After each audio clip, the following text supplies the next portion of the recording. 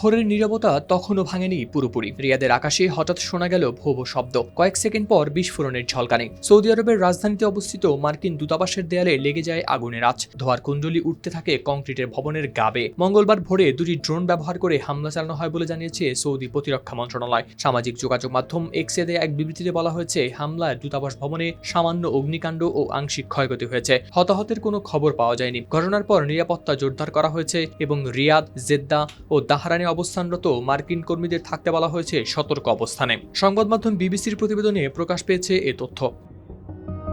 Cheesy আইসক্রিমের সাথে velvety কেকের মিশ্রণে পোলার রেড ভেলভেট আইসক্রিম, মন ভালো থাক।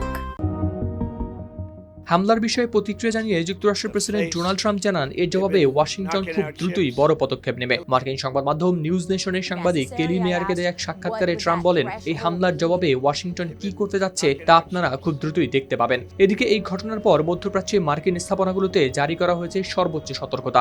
সংবাদ মাধ্যম আল জাজিরা নিশ্চিত করেছে সেই তথ্য। মধ্যপ্রাচ্যে চলমান উত্তেজনার মধ্যে কূটনৈতিক স্থাপনায় হামলার এই ঘটনা আঞ্চলিক পরিস্থিতিকে আরো জটিল করে তুলতে পারে বলে আশঙ্কা বিশ্লেষকদের। কারণ কোনো দেশের দূতাবাসে হামলা কেবল কূটনৈতিক বার্তা নয়, এটি একটি প্রতীকী আঘাত। দূতাবাস মানে কেবল একটি ভবন নয়, একটি দেশের উপস্থিতি ও মর্যাদার প্রতীক। সেই জায়গায় আঘাত মানে সরাসরি চ্যালেঞ্জ।